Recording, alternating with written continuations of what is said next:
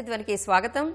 Hyderabad IT hub నడిపొడ్డున ఉన్న గచ్చిబౌలి అంజయ్ నగర్లో కేవలం 50 గజాల్లో అనుమతులు లేకుండా నిర్మించిన 7 అంతస్తుల భవనం కుప్పకూలి 2 కార్మికులు ప్రాణాలు కోల్పోయారు. పక్కనే ఉన్న అపార్ట్మెంట్లు తీవ్రంగా దెబ్బతిన్నాయి. కానీ ఇదేదో విపత్తో అనుకోకుండా జరిగిన ప్రమాదమో కాదు. నిబంధనలు తుంగలో తొక్కిన బిల్డర్లు లంచాల మత్తులో జోగుతూ క్షేత్రస్థాయి పరిశీలనలు చేయని టౌన్ ప్లానింగ్ అధికారుల అలసత్వంతో జరిగిన నేరం ఇది. అసలు రాత్రికి రాత్రే అక్రమ అంతస్తులు ఎలా వెలుస్తున్నాయి? ప్రారంభ దశలోనే అడ్డుకోవలసిన అధికారులు ఏం చేస్తున్నట్టు? హైదరాబాద్లో అక్రమ నిర్మాణాలు అలవాటుగా మారిందన్న హైకోర్టు ఆందోళన బట్టి సమస్య తీవ్రత అర్థం చేసుకోవచ్చు. మరి ఇలాంటి అక్రమ నిర్మాణాలకు బాధ్యులెవరు? పర్యవేక్షణ లోపాలు ఎక్కడున్నట్టు? చికిత్స ఎలా? ఇదే అంశంపై ఈరోజు ప్రతిధ్వనిలో చర్చిద్దాం. చర్చలో పాల్గొంటున్న వారు బండారు రామ్మోహన్ రావు గారు, పట్టణాభివృద్ధి వ్యవహారాల విశ్లేషకులు, అండ్ ప్రొఫెసర్ గోపాల్ నాయక్ గారు ఫ్రమ్ ఓయూ సివిల్ ఇంజనీరింగ్ విభాగం నుంచి. సార్, ఇద్దరికి నమస్తే అండి. రామ్మోహన్ రావు గారు, మీతో స్టార్ట్ చేద్దాం. ఈ గచ్చిబౌలి అంజయ్ నగర్ ప్రమాదం కళ్లకు కట్టిన చేదు నిజం ఏంటంటే, కేవలం 50 గజాల స్థలంలో 7 అంతస్తుల భవనం నిర్మించేంత వరకు అసలు స్థానిక టౌన్ ప్లానింగ్ విభాగం ఏం చేస్తున్నట్టు? నిర్మాణం ప్రారంభమైనప్పుడే అడ్డుకునే వ్యవస్థ లేదంటారా? ఖచ్చితంగా రాణిగారు, మీకు అట్లాగే ఈటీవీ ప్రేక్షకులకు అట్లాగే మిత్రుడు గోపాల్ నాయక్ గారికి నమస్కారం. రోమ్ నగరం ఒకే రోజు నిర్మాణం కానంటే, ఒక భవనం 7 అంతస్తులు లేచిందంటే ఒక్కరోజు కాదు, కనీసం 6 నెలల నుంచి 1 ఇయర్ పట్టవచ్చు అనుకుంటున్నాను. కానీ సంవత్సరం దాకా కళ్ళు మూసుకున్నారంటే లంచాల మత్తులో పడే అధికారులు, రాజకీయ ఒత్తిడితోనే అధికారులు కూడా ఒక్కోసారి లంచాలు లేకపోయినా వాళ్ళు ఊరుకోవాల్సి వస్తుంది. రాజకీయ ఒత్తిడితో అధికారులు, రాజకీయ నాయకులు ఇద్దరు కారణం. ఒక రకంగా కార్మికులు చనిపోయారు అన్యాయంగా. అట్లాగే పక్క అపార్ట్మెంట్ కూడా పూర్తిగా నాశనం అయిపోయి వాళ్ళు కూడా మనం నిర్మించాలి. ఇంకా చుట్టుపక్కల భవనాలు మీద దెబ్బతిన్నాయి అంటున్నారు. కనుక ఈ నేరం ఎవరిది, ఈ పాపం ఎవరిది అంటే ఇద్దరిది. ప్రభుత్వం అంటే అధికారులు, రాజకీయ నాయకులు. ప్రభుత్వంలో ఉండే వాళ్ళు, చట్టసభలో ఉండే రాజకీయ నాయకులు, అది మున్సిపాలిటీ కూడా, మున్సిపల్ కార్పొరేషన్ కూడా చట్టసభ లాంటిది. వాళ్ళు తీర్మానం చేస్తారు కదా. కనుక వాళ్ళు అట్లాగే అధికారులు ఇద్దరు కారణం. వాళ్ళని చూపెట్టి వీళ్ళు, వీళ్ళని చూపెట్టి వాళ్ళు ఏం చేస్తున్నారంటే లంచాల మత్తులో మరిగి ఇద్దరు కూడా నాకేమొస్తుంది. నేను ఫీల్డ్ లెవెల్లో గోపాల్ నాయక్ గారికి బాగా తెలుసు. ఏమంటున్నాను, కింద స్థాయిలో ఏం జరుగుతుందంటే, ఎవరైనా పేదవాడిని కట్టుకుంటా అంటేనేమో రోడ్డు మీద కంకర పోసిందని, ఇసుక పోసిందని ప్రతి అధికారి వచ్చి జూరం చేస్తారు. ఆఖరికి కౌన్సిలర్ నుంచి మొదలుకొని కార్పొరేటర్, కౌన్సిలర్ ఎవరున్నా కూడా లంచాలు వసూలు చేసుకొని పోతున్నారు. అట్లాగే మన మీడియా పేరు మీద, సోషల్ మీడియా వాళ్ళు కూడా సోషల్ మీడియా పేరు మీద ఒక బైక్ పట్టుకొని వచ్చేసి మాకు ఎంత ఇస్తావు చెప్పు అని వసూలు చేసుకునే సందర్భాలు ఉన్నాయి. అంటే తిలా పాపం తలా పడికడు అందరికీ అంటున్నాడు. సోషల్ మీడియాలో బైక్ పట్టుకుని నుంచి మొదలు పెడితే రాజకీయ నాయకులు, అధికారులు అందరూ కలిసి నేరానికి పాల్పడ్డారు అంటున్నారు. రెండోది, మీరు రాణిగారు చూస్తున్నారు కదా, ఏ అధికారిని పట్టినా, ముఖ్యంగా టౌన్ ప్లానింగ్ అంటే ఇప్పుడు ఏమైందంటే మొత్తం జిహెచ్ఎంసీలో ఉన్న అన్ని విభాగాల కంటే టౌన్ ప్లానింగ్ విభాగం చాలా పెద్దది, కీలకమైంది కూడా. అందులో ఏ అధికారిని ముట్టుకున్నా వందల కోట్ల రూపాయలు సంపాదించుకున్నా, పరుపుల కింద, మంచాల కింద ఎక్కడ పడితే అక్కడ డబ్బులు కనపడుతున్నాయి. చూస్తాను, 100 కోట్లు, 1-2 కాదు. అంటే వారి సర్వీస్ 30 ఏళ్లలో పట్టుకున్నప్పుడే 100 కోట్లు నగదు దొరుకుతున్నాయంటే మీరు అర్థం చేసుకోవచ్చు దానిలో ఎంత భాగం. అంటే వీళ్ళు తినేదంతా, వాళ్ళు అది రాజకీయ నాయకులకి ఇచ్చేదంతా చూసుకుంటే దానిలో 50% వీళ్ళకి, 50% రాజకీయ నాయకులు ఉంటారు. స్పష్టంగా మనం నిర్మోహమాటంగా చెప్పుకోవచ్చు. అందుకే ఏమంటున్నానంటే, ఇటువంటి ప్రమాదాలు జరిగినప్పుడు మాత్రమే స్పందించి కోర్టులు అంటాయి, మనం అంటాం, చర్చలు పెట్టుకుంటాం, తర్వాత రేపటికల్లా మామూలు అయిపోతుంది. 50 గజాల్లో 7 అంతస్తులు కడుతుంటే ఒక రోజులో నిర్మాణం కాలేదు కదా, ఇంతమంది కళ్ళు మూసుకున్నారా, వీళ్ళందరూ ఏం చేశారని ప్రశ్న వస్తుంది. నా ఉద్దేశం దీన్ని కఠినంగా అంటే, నేను ఆ న్యాయవాదికి చెప్తున్నాను, కోర్టులు దీన్ని సులువుగా తీసుకొని కింది స్థాయి అధికారుల నుంచి మొదలుకొని పై దాకా ఎవరుంటే వాళ్ళందరూ సస్పెండ్ చేయాలి. సస్పెండ్ చేయమని చీఫ్ సెక్రటరీకి రాయాలంటున్నాను, జిహెచ్ఎంసీకి సిఫార్సు చేయాలి. అప్పుడు మాత్రమే జరుగుతుంది. చాలా వరకు నేను చూస్తున్నానమ్మా, చాలా వరకు నేరం జరిగితే కింది స్థాయి అధికారులను మన పక్కకు పెట్టించేసి వాళ్ళని పాపాల భైరవులు చేసి మిగతా వాళ్ళందరూ బాగా. దీంతో ఏమైందంటే, ఎవరైతే సూపర్వైజ్ చేయాలో, నా ఉద్దేశం ఏంటంటే కింది స్థాయి అధికారి లంచం తీసుకున్నాను అనుకోండి, దాన్ని సూపర్వైజ్ చేసి 10 పై స్థాయి అధికారులు ఏం చేస్తున్నట్టు, అంతకుమంది పై స్థాయి అధికారులు ఏం చేస్తున్నట్లు లెక్క. కనుక ఈ అంచెలంచెల వ్యవస్థలో పై అంచె దాకా ఈ చర్యలు ఉండకపోతే కింది అంచెల మీద మాత్రం పడితే ఏమవుతుందంటే, వీళ్ళు కొద్ది రోజుల్లో, నేను చాలాసార్లు చూశాను, వీళ్ళు సస్పెండ్ అవుతారు. 6 నెలల్లో పడుతుండే, అంతకంటే మళ్ళీ ప్రమోషన్ వస్తుంది, సస్పెండ్ అయిన కాలానికి జీతం వస్తుంది, సగం జీతం ఇప్పుడు వస్తుంది, సగం జీతం తర్వాత వస్తుంది, మళ్ళీ అంతకంటే పెద్ద పొజిషన్ లోకి వాళ్ళు వెళ్తున్నారు అధికారులు. అంటే ఏమన్నట్టు, ప్రతి వాళ్ళు రాజకీయ నాయకులు మళ్ళీ పైరవి చేస్తారు, వీళ్ళు ఎందుకు పక్క తప్పించారు, కానివ్వండి అంతా అయిపోయింది కదా అని చెప్పి మళ్ళీ చేస్తుంటారు. కనుక ఎవరికి ప్రజల ప్రాణాలు పోతున్నాయి, విలువైన ప్రాణాలు పోవడానికి నేను చెప్తాను కదా, ఈ శాపం ప్రజలది, పాపమేమో పాలకులది అంటున్నాను. గోపాల్ నాయక్ గారు, 50 గజాల వంటి చిన్న స్థలాల్లో దట్టు నాలా పక్కన తగిన సెట్ బ్యాకులు లేకుండా, భద్రతా ప్రమాణాలు పాటించకుండా భారీ భవనాలు నిర్మిస్తే అసలు నిర్మాణ స్థిరత్వంతో పాటు పక్కనున్న భవనాలు కూడా ఎలాంటి ముప్పు ఏర్పడుతుంది అసలు? చాలా థ్యాంక్ యూ అమ్మా. ఈ మంచి బర్నింగ్ టాపిక్ మీద మీరు ఇంటర్వ్యూ కండక్ట్ చేసిన ఈటీ వారికి నా ధన్యవాదాలు. నా తోటి ఇంకో ఎక్స్పర్ట్ గారికి కూడా ధన్యవాదాలు.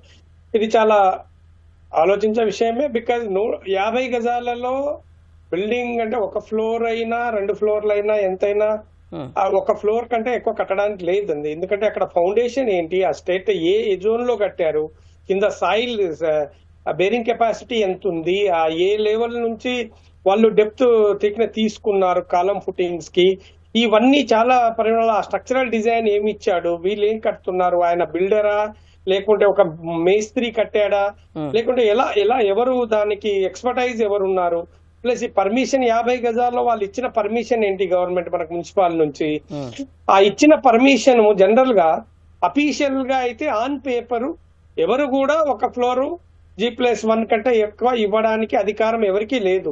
50 గజాలు ఒక 200 మీటర్ల వరకు ఉంటే 1 G+1 or G+2 with steel ఏమన్నా పర్మిషన్ ఉంటుంది అఫీషియల్ గా. అంత అదే వాళ్ళు రిస్ట్రిక్ట్ అయి ఉంటారు జనరల్ గా. దాదాపుగా ఏ ఆఫీసర్ అయినా దానికి ఫాలో అవుతారు. ఫాలో కాకుండా ఉంటే ఆయన is punishable, is responsible and he has to be taken serious action ఆయన మీద తీసుకుంటారు జనరల్ గా. కానీ ఇప్పుడు ఈ 50 గజాలలో ఇప్పుడు మీరు అంటున్నారు 7 ఫ్లోర్ల ఇల్లు కట్టి అవి కూలిపోవడం, ప్రాణాలకు ముప్పు రావడం, ఇలాంటివి ఎవరు దానికి బాధ్యత వహించాలంటే ఇప్పుడు వాళ్ళు మున్సిపాల్, ఇప్పుడు ఏదైనా టౌన్ ప్లానింగ్ గానీ మున్సిపాల్ గానీ ఆ ఇచ్చిన మానిటరింగ్ ఆఫీసర్స్ ఎవరు ఉన్నారో వాళ్ళు ఆ పర్మిషన్ ఇచ్చిన తర్వాత ఎన్ని రోజులకు హౌస్ కన్స్ట్రక్షన్ మొదలైంది, మొదలైన తర్వాత లోకల్ కార్పొరేటర్స్ రోల్ చాలా ఉంటాయి. వాళ్ళు మామూలుగా తిరుగుతూ ఉంటారు దానికి ఎవరన్నా అది ఇది. మరి ఇలాంటప్పుడు ఇలా కడుతున్నప్పుడు వాళ్ళు ఎందుకు కంప్లైంట్ చేయలేదు సరైన అథారిటీకి? పబ్లిక్ ఒక corporator is responsible, he is also equally responsible for the on par with officer. ఎందుకంటే ఒక ఆఫీసర్ ఒక ఆన్ పేపర్ ఆయన పర్మిషన్ ఇవ్వగలుగుతాడు, కానీ ఫీల్డ్ లో ఆ సూపర్వైజర్స్ కింద ఆఫీసర్స్ పోయి రెగ్యులర్ మానిటరింగ్ ఉంటుంది జనరల్ గా. అలా ఉండి అది చూడకుండా వీళ్ళు 7 ఫ్లోర్లు కట్టేంతవరకు చూడకుండా ఉండకపోవడం అది చాలా ల్యాప్సే. అది డిపార్ట్మెంట్ తరపున అది డిపార్ట్మెంట్ దాన్ని సీరియస్ ఎంక్వైరీ చేయాలి, దాని యొక్క నిజ నిర్ధారణలు నిర్ణయించాలి. అండ్ ఎవరైతే దానికి రెస్పాన్సిబుల్ అవుతారో వాళ్ళ మీద పనిష్మెంట్ అయితే కంపల్సరీ తీసుకోవాలమ్మా. అది ఎట్టి పరిస్థితుల్లో వియబుల్ కాదు. ఇంకోటి నాలాల పక్కన బఫర్ జోన్, ఇప్పుడు ప్రతి దగ్గర బఫర్ జోన్ కేటాయించాము. నారాల దగ్గర కూడా ఆల్మోస్ట్ 10 to 15 feet వరకు అటు ఇటు రోడ్స్ ప్రపోజ్ పెట్టిన తర్వాతనే మధ్య లానాలు ఉంటాయి. ఇప్పుడు కొన్ని దగ్గర ఏం చేశారు, ఆ బఫర్ ఆ రోడ్స్ బై సరౌండింగ్ అటు ఇటు సైడ్ ఈ ఎంబాంక్మెంట్ పక్కన ఒక 15 feet గానీ ఒక అట్లీస్ట్ ఒక 5 meters ఒక 10 to 12 feet మినిమం ఉంటుంది. అలాంటి ఒక 15 feet రోడ్ కంపల్సరీ ప్రపోజల్ ఉంటుంది. ఇప్పుడు అది కూడా ఆక్యుపై చేసుకొని లాస్ట్ టైం ఇట్లా డిస్కషన్ లో ఇక్కడ రామ్నగర్ దగ్గర ఎక్కడో లాలాకి అడ్డంగా ఆ రోడ్ కి అడ్డంగా ఆయన ఒక ఫ్లోర్ వేసేసి దాని మీద 2nd floor 3rd floor అట్లా కట్టేశాడని, ఆ తర్వాత హైదరాబాద్ కూల్ చేశారు ఒక దగ్గర. సో ఇట్లాంటివన్నీ కంపల్సరీ ఇది హైడ్రా దృష్టికి తీసుకెళ్లాలి. హైడ్రాని కూడా ఇన్వాల్వ్ చేసి అక్కడ ఇలాంటివన్నీ బాటిల్ నెక్కడని తీయాలి. ఇవన్నీ తీసిన తర్వాత అసలు ఈ పరిస్థితి రావడానికి కారణం ఏంటి? ఎక్కడ మనము బ్యాక్ లో ఉన్న మన జిపిఎస్ సిస్టమ్ ఎందుకు పనిచేయట్లేదు? లాట్ లాంగ్ ఎందుకు మనం కోఆర్డినేటెడ్ సిస్టమ్ ఇంకా ఎందుకు అడాప్ట్ చేయలేకపోతున్నాం? డేటా ఎవ్రీ ఇయర్ మేడం గారు చెప్పండి. సో ఇవన్నీ ఒక పద్ధతి ప్రకారం ప్రతి ఒక్క officer who is directly or indirectly involve ఉన్న వాళ్ళు రెస్పాన్సిబుల్ తీసుకోవాల్సిందే. అండ్ ఎట్టి పరిస్థితి అది ప్రిఫరబుల్ కాదు. కింద సాయిల్ డీటెయిల్స్, బెడ్ ఎట్లా ఉంది, రాక్ ఎట్లా ఉంది, అవన్నీ తెలుసుకోకుండా పర్మిషన్ ఇవ్వడం కూడా అఫీషియల్స్ కూడా కొంచెం ల్యాప్సెస్ ఉన్నట్టే అనిపిస్తుంది ఇక్కడ. రామ్మోహన్ రావు గారు, ప్రమాదం జరిగి ప్రాణాలు పోయాక ఒక అధికారిని సస్పెండ్ చేసి బిల్డర్ను అరెస్ట్ చేస్తే సమస్య పరిష్కారం అవుతుందంటారా? అసలు అక్రమ నిర్మాణం మొదలైనప్పటి నుంచి ప్రమాదం జరిగే వరకు ఎవరి బాధ్యత అసలు ఎక్కడ విఫలమైందంటారు? మొట్టమొదటి జిహెచ్ఎంసీ నుంచి పర్మిషన్ ఎంత వరకు ఉంది గమనించాలి. అక్కడి నుంచి పర్మిషన్ నా ఉద్దేశం ప్రకారం 50 గజాలు అంటే కేవలం 450 చదరపు ఫీట్లు ఉంటుంది అంతే, చదరపు అడుగులు. 450 చదరపు అడుగులలో కేవలం 350 చదరపు అడుగులకి మించి నిర్మాణానికి అనుమతి లేదు. అది కూడా G+1 కూడా రాదు దానికి అంటున్నాను. నాకు 86 జీవో ప్రకారం 2008 లో వచ్చింది రాణి గారు. జీవో నెంబర్ 86 లో ఒక 600 మీటర్లు లేకుంటే 650 గజాలు అంటే చదరపు గజాలు ఉంటేనే 5 అంతస్తులకు పర్మిషన్ ఇస్తారు. ఎక్కడ 650 చదరపు గజాలు, ఎక్కడి 50 చదరపు గజాలు చూడండి. అంటే 50 చదరపు గజాలు 7 అంతస్తులకు ఇచ్చారంటే 650 చదరపు గజాలు ఉంటే 600 మీటర్ల వైశాల్యం చదరపు మీటర్లు ఉంటేనే మీకు 5 అంతస్తుల కంటే మించి ఇవ్వరు కదా. అటువంటిప్పుడు పర్మిషన్ ఉండదు, సమస్య పర్మిషన్ లేదంటున్నాను నేను. అక్రమంగా బిల్డింగ్ లోపల జరిగితే అనుకోవచ్చు, బిల్డింగ్ ఓపెన్ గా రోడ్డు మీదే కన్స్ట్రక్షన్ జరుగుతున్నప్పుడు 50 గజాల స్థలం అయినప్పుడు మొన్న ఇన్సిడెంట్ జరిగిన తర్వాత అధికారులు వచ్చి అంటున్నారు 4 నెలల క్రితం మా దృష్టికి వచ్చింది ఇది, అప్పుడు ఆపించేశాము, జస్ట్ బిఫోర్ మళ్ళీ ఇన్సిడెంట్ జరిగే ముందు రోజే దీన్ని స్టార్ట్ చేశారు అంటారు. దీన్ని ఎలా చూడాలంటారు? అందుకని జీవో నెంబర్ 86 స్పష్టంగా ఏం చెప్తుందంటే 600 చదరపు మీటర్లు ఉంటే తప్ప చుట్టూ ఫైర్ ఇంజన్ తిరగడానికి అవసరమైన 12 ఫీట్లు 12 నుంచి 18 ఫీట్లు దాన్ని బట్టి చుట్టూ మనకు పిల్లర్స్ వేయకుండా బాల్కనీలు ముందుకు రాకుండా చేయాలన్న. ఇప్పుడు 50 చదరపు గజాలంటే దీనిలో 2 పొరపాటు జరిగినాయి. ఇప్పుడు అంజయ్ నగర్లో జరిగింది ఏంటంటే మొదటి నాలా పక్కన పెట్టారు, రెండోది ఏంటంటే పక్క బిల్డింగ్ చెడిపోకుండా ఉండాలంటే దానికి కూడా రూల్స్ ఉన్నాయి రాణి గారు. ఎట్లా అంటే ఒక పెద్ద బిల్డింగ్ ఉన్నది, దాని పక్కనే నేను దాని పిల్లర్ పక్క నుంచి నేను గొయ్యి తీస్తే అటు ఊరుకోరు, కనీసం 3 మీటర్ల స్థలం విడిచిపెట్టి వీడు గొయ్యి తీయాలి. 3 మీటర్లు అంటే దాదాపు 10 ఫీట్ల దూరం విడిచిపెట్టి చేయాలి. కాదు చిన్న స్థలం ఉందనుకుంటే అప్పుడు 2 మీటర్లు అంటే దాని బట్టి స్థలాన్ని బట్టి ఉంటుంది, సెట్ బ్యాక్ ఎంత మనం తీసుకోవచ్చు అంటే దానికి స్థలం వీళ్ళు మన వైశాల్యాన్ని బట్టి ఉంటుంది. దానికి కూడా స్పెసిఫిక్ ప్రొఫార్మా ఉన్నది. కనుక రోడ్ నుంచి కనీసం 5 ఫీట్లు ఇచ్చి పెట్టేదేమో మామూలు 100 గజాల లోపు అయితే, రోడ్ నుంచి 10 ఫీట్లు పెట్టేదేమో 200 గజాల లోపు అయితే, అట్లా సెట్ బ్యాక్ ఎంత ఉండాలి, పక్క బిల్డింగ్ కు వీళ్ళ బిల్డింగ్ ఎంత దూరం ఉండాలి, పిల్లర్ ఎంత పోయాలి, ఎంత గొయ్యి తీయాలి. ఇప్పుడు ఈ మధ్యన సెల్లార్లు బంద్ చేశారు. 86 జీవో వచ్చినాక రాణి గారు సెల్లార్లు పెట్టడానికి వీలు లేదు, సెల్లార్ మొత్తం నిషేధించారు. పైన పార్కింగ్ అనేది ఫస్ట్ ఫ్లోర్ కన్నా కింద అంటే గ్రౌండ్ లో ఉండాలి, అది లెక్క. కనుక 50 గజాల్లో 7 అంతస్తులు కడుతున్నారంటే నేను 2 అంటున్నా. అధికారులు ఎంత తప్పు, చుట్టుపక్కల ప్రజలు నాలాంటి వాళ్ళు మీలాంటి వాళ్ళు ఏం చేస్తున్నారు అంటున్నాను. ఫిర్యాదు చేయొద్దా? మేము వద్దా కట్టిండి అంటున్నాను కదా. అధికారులకు ఎందుకు ఫిర్యాదు చేయాలి ఇంతమంది? ఇప్పుడు నష్టపోయి పక్క బిల్డింగ్ వాళ్ళు కదా. ఇప్పుడు పక్క బిల్డింగ్ అపార్ట్మెంట్ వాళ్ళు ఒక్క అప్లికేషన్ పెట్టినట్టు నేను చూస్తే ఎక్కడ పెట్టినట్టు కనపడతలేదు. అభ్యంతరం చెప్పినామంటున్నారు, కానీ అభ్యంతరం ఎక్కడ చెప్పాలి? లీగల్ గా జిహెచ్ఎంసీలో తెలపాలి, లేకుంటే అధికారికి ఎవరంటే వాళ్ళకి ఇవ్వాలి కదా. అంటే మనం కళ్ళు మూసుకొని కూర్చొని పక్కన బిల్డింగ్ వేస్తుంటే ఆ 50 గజాలు 7 అంతస్తులు అంటే పక్కన ఉన్న బిల్డింగ్ అంతకంటే చిన్నగా ఉంది. మీరు చూడండి, అపార్ట్మెంట్ 5 అంతస్తులే ఉన్నది, పక్కన ఉన్న అపార్ట్మెంట్ ఏమో కదా. 5 అంతస్తుల అపార్ట్మెంట్ పోయి ఇది పోయి అక్కడ పడితే మొత్తం బాల్కనీలు కూలిపోయినాయి చూసింది కదా. అక్కడ జన నష్టం జరిగిన వాళ్ళకి దానికి కానీ లేకపోతే మొత్తం ప్రాణ నష్టం జరిగేది కదా. అందుకని ఏమంటారంటే ఇది గుడ్డి గుర్రం పళ్ళు తోముతున్నారు వీళ్ళందరూ. అధికారులు ఒకటే కాదు, ప్రజలు కూడా బాధ్యత అంటున్నారు. ప్రజలు చుట్టుపక్కల ఉన్న వాళ్ళు మన కళ్ళ ముందు ఏం జరుగుతుందో అన్యాయాన్ని సహిస్తూ ఊరుకోవడం కొట్టే మంచి వాడి మౌనం వాడికే నష్టం జరుగుతుంది. రైట్. గోపాల్ నాయక్ గారు, అనుమతి లేకుండా నిర్మించిన భవనం కూలిపోవడంతో పక్కనున్న భవనాలు కూడా దెబ్బతిన్నాయి. ఇలాంటి సమయంలో జరిగే ఆస్తి ప్రాణ నష్టాలకు అసలు బాధ్యత ఎవరిది? ఈ విషయంలో నిబంధనలు ఏం చెప్తున్నాయండి? ఇది డెఫినెట్ తప్పకుండా పక్కనున్న భవనాలకైతే ఎఫెక్ట్ అవుతుంది. అది ఎందుకంటే అది ఏ బిల్డింగ్ అయినా ఒక ఫైర్ ఇంజన్ తిరగగలగాలి ఆ బిల్డింగ్ సరౌండింగ్ లో. అంత స్పేస్ ఒక 15 మీటర్ల కంటే ఎక్కువ ఉన్న బిల్డింగ్స్ అన్ని ఒక ఫైర్ ఇంజన్ రౌండ్ గా తిరిగి ఏదన్నా ఫైర్ యాక్సిడెంట్ అయితే ఆ ఫైర్ యాక్సిడెంట్ ని అది అటెండ్ చేయగలగాలి. అలాంటి ప్రొవిజన్ యాక్చువల్ మన గైడ్ లైన్స్ లో ఉన్నాయి. ఇప్పుడు ఈ 50 ఫ్లోర్ అంటే వాళ్ళు మినిమం 5 ఫీట్ ఏదైతే ఈస్ట్ నార్త్ వాళ్ళు కట్టుకుంటారో అక్కడ మినిమం 8 ఫీట్ ఉండాలి.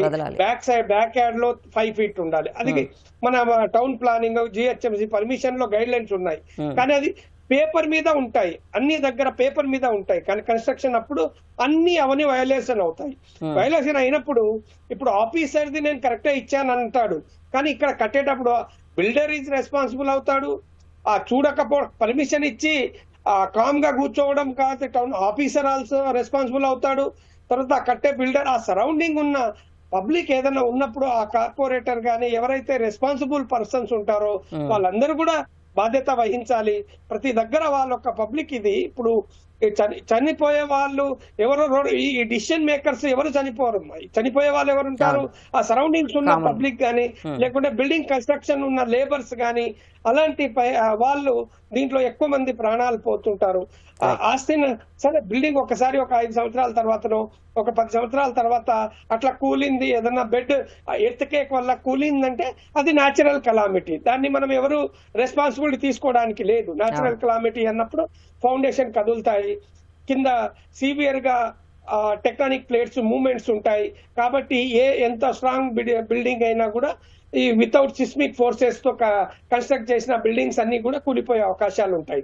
కానీ ఇప్పుడు ఈ బిల్డింగ్స్ ఇప్పుడు ఈ 1 ఫ్లోర్ 2 ఫ్లోర్ 3 ఫ్లోర్ లో ఇండివిజువల్ ఓనర్స్ బిల్డింగ్స్ అన్ని ఏ ప్లానింగ్ ఉండదు. బిల్డర్ అంటాడు వాడు సగం సిమెంట్ వాళ్ళ రేషియో బాధ్యత ఎవరిదంటే ఏం చెప్తారు? ఎవరిది మేడం? అల్టిమేట్ గా బాధ్యత ఎవరిదంటారు? బాధ్యత పర్మిషన్ ఇచ్చి మానిటర్ చేయకపోవడం కన్సర్న్ ఆఫీసర్లది బాధ్యతనే ఉంటుంది. ప్లస్ అక్కడ బిల్డర్ ఎవరైతే ఓన్ ప్రాపర్టీ ఓన్ రెస్పాన్సిబుల్ తీసుకొని దాన్ని కట్టడం చేసుకుంటాడో అతనిది కూడా బాధ్యతనే ఉంటుంది. రైట్ సార్, చిన్న బ్రేక్ తీసుకుందాం. రామ్మోహన్ రావు గారు, అక్రమ నిర్మాణాలు రాత్రికి రాత్రే జరగవని హైకోర్టు కూడా ప్రశ్నించింది. మరి కళ్ల ముందే ఒక్కో అంతస్తు పైకొస్తుంటే అధికారులు గుర్తించలేరా? గుర్తిస్తే చర్యలు ఎందుకు తీసుకోరని కూడా ప్రశ్నిస్తుంది. మరి ఈ వ్యవస్థలో లోపాన్ని ఎలా సరిదిద్దాలంటారు? నేను ఒక న్యాయవాదిగా నేను మాట్లాడుతున్నాను. కోర్టులు కూడా ఇట్లా మందలి చురుకుంటే లాభం లేదు. ఇప్పుడు దున్నపోతు మీద వాదన కదా, ఎన్ని చురుకడానికి ఇచ్చినా మాట్లాడకపోతే ఏం చేయాలి? కోర్టులే చొరవ తీసుకోవాలి కదా. కోర్టులు పరిపాలన వ్యవహారాలు మొత్తం కార్యనిర్వాహక వ్యవహారాలు నడిపించమని నేను కోరాను. కానీ కొన్నిసార్లు కఠినంగా వ్యవహరించకపోతే ఇది ఇట్లాగే ఉంటుంది. అగ్ని ప్రమాదాలు జరిగినప్పుడు హెచ్చరించింది కదా ఇదే కోర్టులు కదా. అగ్ని ప్రమాదాలు జరిగితే ఫైర్ ఇంజన్ పోయే పరిస్థితి లేకుండా చేసిన సందర్భాలు చూసాం, అది హెచ్చరించింది. ఇప్పటిదాకా జరిగిన ప్రమాదాలన్నింటి కూడా హైకోర్టు దాకా వెళ్తే ఏం చేస్తున్నారని అడుగుతుంది తప్ప చర్యలు లేవు కదా అంటున్నాను. ఇప్పుడు ఇటువంటి పెద్ద ప్రమాదం జరిగినప్పుడల్లా స్పష్టంగా చెప్తున్నాను, కోర్టును కూడా సరైన విధంగా జోక్యం చేసుకొని జిహెచ్ఎంసీకి ప్రభుత్వానికి సరైన సూచనలు కాదు ఖచ్చితంగా ఆదేశాలు ఇవ్వాలంట. సూచనలు చేస్తే మంత్రాలకు చింతకాయలు రాను ఉంటారు. నేను న్యాయవాది హైకోర్టు లాంటి కోర్టు కూడా ఇంకా సూక్తిముక్త వాళ్ళు ప్రవచిస్తే లాభం లేదు. స్పష్టంగా చర్యలు తీసుకోమని పెట్టాలి. ఎవరెవరి మీద చర్యలు తీసుకొని తేల్చి చెప్పనాలి, నివేదిక ఇవ్వనాలి, ప్రభుత్వం మీద ఒత్తిడి తీసుకురావాలి. అప్పుడు మాత్రమే సాధ్యమవుతుంది. రెండోది, ప్రజలు కూడా చూస్తూ ఊరుకునే కంటే 2 ఉంటాయి ఇందులో. ఇంజనీరింగ్ ఇప్పుడు గోపాల్ గారు చెప్పినట్టు స్పెసిఫికేషన్స్ ఉంటాయి కదా. 3 అంతస్తులు కడదాం అనుకున్నాం అనుకోండి, పునాది ఎంతలో తీయాలి, ఎటువంటి ఎన్ని మనకు స్టీల్ వాడాలి, ఎంత సిమెంట్ వాడాలి, ఎంత కంకర వాడాలి, ఇవన్నీ ఉంటే లెక్క అవుతుంటది కదా. ముఖ్యంగా స్ట్రక్చర్ అంటే స్కెలిటన్ బాగాలేకుంటే కూలిపోతుంది కదా. మన వెన్నుముక ఎట్లనో బిల్డింగ్ పిల్లర్స్ అట్లా కదా. కనుక ఇప్పుడు ఏమైందంటే 50 ఫీట్ల దానికి చాలా జోకులు వచ్చినాయి, మన కార్టూన్లు వచ్చినాయి, మన పత్రికలలో. ఇది బిల్డింగా లేకుంటే పిల్లరా కదా. నిజంగా చెప్పాలంటే మెట్రో పిల్లర్ అంతకంటే పెద్దగా ఉంటది. 2 పిల్లర్లు మెట్రో కలిపితే ఈ బిల్డింగ్ కన్నా పెద్దదే ఉంటది కదా. అటువంటి అప్పుడు ఎందుకు చూస్తూ ఊరుకున్నారు అంటే 2 ఉంటాయి. కింది స్థాయి అధికారులతో నేను మాట్లాడాను. 50 ఏళ్ళ జర్నలిస్ట్ గా నేను కింది స్థాయి అధికారులతో మాట్లాడాను. నేను పేర్లు చెప్పాను. వాళ్ళు ఏమన్నారంటే, సార్ రామారావు గారు మేము చూస్తూ ఊరుకోవాల్సి వచ్చింది సార్, భలే ఇది మేమే పైనుంచి ఒత్తిడి ఉన్నాయి, బిల్డర్ ఫోన్ చేసి వదిలే, నువ్వు చూసి చూడకుండా పో, నీ వాటా నువ్వు తీసుకొని పో అన్నారు. ఆ వాటా కూడా వాడు దయదలిచి ఇస్తే తీసుకుంటా, లేకపోతే చూడాలి. ఎందుకంటే పై అధికారితో అప్రోచ్ అయినాక, పై రాజకీయ నాయకులతో అప్రోచ్ అయినాక, కౌన్సిలర్లు కార్పొరేటర్ చెప్పిన తర్వాత వీళ్ళ వాటాలు వీళ్ళకు ఉండవు. కేవలం ఉద్యోగ బాధ్యత నిర్వర్తించడానికి కూడా చేతులు కట్టేస్తారు వీళ్ళే. స్పష్టంగా నేను చెప్తున్నాను, మన టీవీ సాక్షి చెప్తున్నాను. కింది స్థాయి అధికారులు చాలా వరకు 2 ఉన్నాయి. లంచాలు తీసుకొని ఉన్నారు, తీసుకోకుండా మనకు పై అధికారులు కానీ లేకుంటే పై రాజకీయ నాయకులు కానీ ఒత్తిడి చేస్తే ఏమి చేయకుండా గుడ్ల నీళ్ళు కొట్టుకొని పోతున్నారు. ఇప్పుడు సస్పెండ్ అయితే వాళ్ళే అవుతున్నారు కదా. వాళ్ళ దృష్టి కూడా ఆలోచించాలి మనం. కనుక ఏమైతుంది అంటే, పై అధికారులు రాజకీయ నాయకులు ఒత్తిడి తీసుకొచ్చి మా ఇలాకాకు వస్తే మిమ్మల్ని చంపేస్తామని బెదిరించారు. అంటే ప్రాణం దక్కించుకుంటావా, లేకుంటే డబ్బులు తీసుకొని పోతావా, లేకుంటే 2 దాకా ప్రాణం పోతుంది డబ్బు రాదు కదా అనే మాటకు వచ్చినప్పుడు అవినీతి అధికారులు పుట్టుకతో తయారు కారు. ఎంత మంచి అధికారులైనా సరే వాళ్ళు ఇట్లా మారుస్తున్నారు అంటున్నారు. నాకు చాలా మంది ఇంజనీర్లు పరిచయం, వాళ్ళందరూ కూడా చాలా నిజాయితీగా వృత్తిలోకి వచ్చిన వాళ్ళు. నేను పేర్లు చెప్పాను. నిజామాబాద్, వరంగల్ అధికారుల ఒత్తిడి అలా ఉంది కాబట్టి వాళ్ళకి లొంగి పనిచేస్తారు. కానీ కామన్ గా పబ్లిక్ అనేది రెస్పాండ్ అవ్వాలి, అయితేనే ఇలాంటివి ముందుకు వస్తాయి కదండి. ఖచ్చితంగా నేను ఒక మాట చెప్పిస్తాను. ఇప్పుడు ఏమైతుందంటే, అధికారులు నిజాయితీ పరులుగానే వస్తారు. ఉద్యోగంలోకి వచ్చినప్పుడు 20 ఏళ్ళు 22 ఏళ్ళకి ఉద్యోగం వచ్చినప్పుడు నిజాయితీ పరులుగానే వస్తారు. వాళ్ళని తయారు చేసే రాజకీయ నాయకులు కదా. నువ్వు చూసినట్టు పో, నేను చెప్పిన పని చేయి, నీకు ఎందుకై నేను చూసుకుంటా అన్నప్పుడు, లేకపోతే నిజాయితీ అధికారికి అయితే శంకరగిరి మాన్యాలు పట్టిస్తారు. మంచి శాఖ ఇప్పుడు ఉద్యోగ బాధ్యతలో కూడా టౌన్ ప్లానింగ్ అంటే డబ్బులు ఇచ్చేది, లేకపోతే ఇది ఉట్టిగా ఇన్స్పెక్షన్ కింద పడేస్తారు. అప్పుడు వీళ్ళకి ఆదాయం ఉండదు, లేకపోతే పని కూడా ఉండదు. అందుకనే కేవలం మీరు అన్న ప్రజలు బాధ్యులు, అధికారులు బాధ్యులు. అన్నిటికంటే రాజకీయం ఇందులో ప్రవేశించినప్పుడు పూర్తి స్థాయిలో వాళ్ళు గుండాలాగా వ్యవహరిస్తున్నారు. రాజకీయ నాయకులు మొత్తం చెప్తేనే అధికారులు నడుస్తున్నారు. గోపాల్ నాయక్ గారు, ఒకవైపు ఏమో నివాస భవనాల పేరుతో అనుమతులు తీసుకుంటున్నారు, తర్వాత వాటినేమో కమర్షియల్ హాస్టల్స్గా, దుకాణాలుగా, ఇతర వ్యాపార కార్యకలాపాలకి ఉపయోగిస్తున్నారు.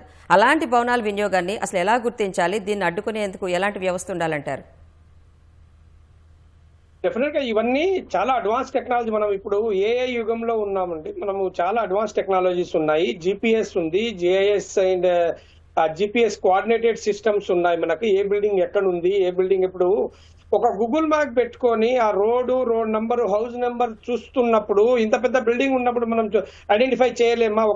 ఒక ఆటో ఎక్కితే ఆటో వాళ్ళ, టాక్సీ వాళ్ళ ప్రతి ఒక్కరు ఒక గూగుల్ మ్యాప్ తోటి ఏ ప్లేస్ జస్ట్ ఆ పేరో ఏదో ఒకటి ఆ నియర్ బై చెప్పినా కూడా మనం రీచ్ అవ్వగలుగుతాము. కానీ ఇంత పెద్ద జరుగుతున్నప్పుడు ఎందుకు రీచ్ అవ్వలేము? అన్ని టెక్నాలజీస్ ఉన్నాయి, కానీ మనం ఇంప్లిమెంటేషన్ లో ప్రాబ్లం ఉంది, డిసిషన్ మేకింగ్ లో ప్రాబ్లం ఉంది, ప్లస్ పొలిటికల్ ఇన్వాల్వ్మెంట్ ఎక్కువ ఉంటుంది. ఆఫీసర్స్ న్యాయంగా ఇప్పుడు సార్ అన్నట్టు రామ్మోహన్ రావు గారు అన్నారు, వాళ్ళు పని చేయాలన్నా చేసే పరిస్థితి లేదు అక్కడ ఒక్కొక్కసారి కొన్ని సందర్భాలలో. సో అట్లాంటప్పుడు మనదేం పోతే పోయింది అనేది ఒక దీనికి వాళ్ళు అలవాటు అయినప్పుడు ఇలాంటి మళ్ళీ మానిటరింగ్ సిస్టమ్ అనేది పనిచేయదు. తర్వాత ఒక assessment, commercial building, residential building definite ఇది కరెక్టే. మాక్సిమం బిల్డింగ్స్ రెసిడెన్షియల్ తీసుకొని దాన్ని ఫ్లోర్ చేసేసి కమర్షియల్ అపార్ట్మెంట్ ఏదో చేస్తారు. సో కమర్షియల్ అంటే రోడ్ లైన్, కమర్షియల్ ఒక లైన్ అనేది తెలుస్తుంది. కమర్షియల్ ఇప్పుడు ఇంటిగ్రేటెడ్ ఉండాలి, జిహెచ్ఎంసీకి, కమర్షియల్ ట్యాక్స్ కి, తర్వాత మున్సిపల్ కార్పొరేషన్, హెచ్ఎండి. సో వీళ్ళందరూ ఒక కోఆర్డినేషన్ తో ఉండి ఇప్పుడు ఓటర్ లిస్ట్ ప్రతి హౌస్ నంబర్ తోటే ఉంటాయి మనకు. ఒక హౌస్ లో ఎంత మంది ఓటర్లు ఉన్నారంటే అది ఎన్ని ఫ్లోర్లు ఉన్నాయి, ఎన్ని కంపార్ట్మెంట్స్ ఉన్నాయి అనేది మనకు తెలిసిపోతాయి. కాబట్టి అట్లా కూడా మనం ఐడెంటిఫై చేయొచ్చు. కమర్షియల్ బిల్డింగ్ జనరల్ గా వీళ్ళ పర్ఫెక్ట్ గా లోకల్ కోఆర్డినేటింగ్ ఆఫీసర్ కి, లోకల్ కౌన్సిలర్ కి, లోకల్ వార్డ్ మెంబర్ కి, వీళ్ళకందరికీ ఏ చిన్న ఒక చాయ్ కొట్టు పెట్టే ఒక డబ్బా పెట్టినా కూడా వాళ్ళకి ఇన్ఫర్మేషన్ ఉంటుందండి. రామ్మోహన్ రావు గారు, జిహెచ్ఎంసీ ప్రజావాణిలో వచ్చే ఫిర్యాదులు చూస్తే 50% పైగా టౌన్ ప్లానింగ్ కి సంబంధించినవే ఉంటున్నాయి. ఆల్రెడీ 27 మంది టౌన్ ప్లానింగ్ అధికారులు కూడా బదిలీ చేశారు. బదిలీలు మాత్రమే చేస్తే వ్యవస్థలో అవినీతి, నిర్లక్ష్యం తగ్గుతుందంటారా? వ్యక్తిగత బాధ్యత రావాలంటే ఏం చేయాలి? ముఖ్యంగా రణి గారు హైదరాబాద్ ఆలోచన చేస్తే తిష్ట వేసుకొని కూర్చున్నారు అధికారులు. దశాబ్దాల తరబడి, ఒక సంవత్సరం 2 సంవత్సరాలు ఇక్కడి నుంచి పోవడం లేదు. జిహెచ్ఎంసీ చట్టంలో మార్పు రావాలని మేము తెలంగాణ రాష్ట్ర ప్రభుత్వం వచ్చిన తర్వాత మమ్మల్ని ఒక చట్టాలు 2 సంవత్సరాల లోపు, తెలంగాణ వచ్చిన 2 సంవత్సరాల లోపు ఏవి మార్పులు చేయాలని మమ్మల్ని కోరింది. మేము వర్క్ షాప్ నిర్వహించేసాం కూడా. దానిలో స్పష్టంగా ఏమంటే తిష్ట వేసిన అధికారులను మీరు వేరే మున్సిపాలిటీస్ పంపించాలి. హైదరాబాద్ వాళ్ళు బయటకు పోరమ్మా, వరంగల్కో నిజామాబాద్ కో పోరు. అట్లా పంపితే వాళ్ళకి అర్థమవుతుంది ఏం సంగతి అనేది. ఇక్కడ తిష్ట వేసుకొని కూర్చోకుండా ఉంటామని చెప్పి. రెండోది ఏమైతుందంటే, మీరు పర్మిషన్లు ఇచ్చేటప్పుడు ఏదైతే జిహెచ్ఎంసీ ఉందో, జిహెచ్ఎంసీ మన సమావేశంలో నిర్ణయం చేస్తారో ఆ రూల్స్ కి విరుద్ధంగా చేస్తున్నప్పుడు ఏం చేయాలంటే, ఇప్పుడు దీని పరిష్కారం అయిపోతారు. అడ్వాన్స్ టెక్నాలజీ వచ్చింది కదా, గూగుల్ మ్యాప్ లో ఇక్కడ ఏం జరుగుతుంది తెలుసుకోవచ్చు. నేను హైదరాబాద్ లో ఉన్నాను, మా ఇంటి చుట్టూ సీసీ కెమెరాలు ఉన్నాయి. మొన్న పక్కన ఇంట్లో దొంగతనం జరిగితే మా సీసీ కెమెరాలు పట్టుబట్టాడు వాడు. నేను హైదరాబాద్ లో కూర్చొని మా ఇంటి వెనక పొలంలో ఏం జరుగుతుంది నేను చూసుకోగలుగుతున్నాను కదా. ఈ అధికారులు ఏం చేస్తున్నారు? సూపర్వైజ్ పూర్తిగా క్షేత్రస్థాయిలో పోయి చేయకపోయినా సరే పైన చూడొచ్చు కదా, 7 అంతస్తుల భవనం 5 దాకా చూసుకుంటూ కూర్చున్నారంటే ఏమన్నట్టు, చూడలేదన్నట్టే కదా. కానీ ఏమన్నా అడ్వాన్స్ టెక్నాలజీ పాటిస్తే తప్పనిసరి దొరుకుతాయి. అడ్వాన్స్ టెక్నాలజీ అనేది అందుబాటులో ఉంది, కానీ మానిటరింగ్ చేయట్లేదు కదా సార్, లోపం. చెప్తాను. ఇప్పుడు ఒక పద్యం ఉంది మాకు, తనయ చెడుగైన తండ్రి తప్పు, అట్లాగే శిష్యుడి చెడుగైన గురువు తప్పు అన్నట్టు అధికారులు చేసే పనికి రాజకీయ పార్టీలు, ముఖ్యంగా ప్రభుత్వం బాధ్యత వహించాలంటున్నారు. లేకపోతే ఏమైందంటే చిన్నవాడిని కొడుతున్నారు, తల్లి చేసే పని వీళ్ళు చేసే పని. పెద్దవాడిని కొట్టకుండా చిన్నవాడిని కొడితే పెద్దవాడు వింటాడు అనుకుంటున్నారు. దాని కాదు, పెద్దవాడిని కొట్టాలి. ఎవరైతే భూబకాసులు ఎవరైతే అక్రమంగా చేస్తున్నారో వాళ్ళని కొడితే అసలు అందరూ కూడా దారికి వస్తారని. Okay sir, thank you so much Rammohan Rao garu and Gopal Naik గారు ప్రతిధ్వని చర్చలో పాల్గొన్నందుకు. ఇది నేటి ప్రతిధ్వని. నమస్తే.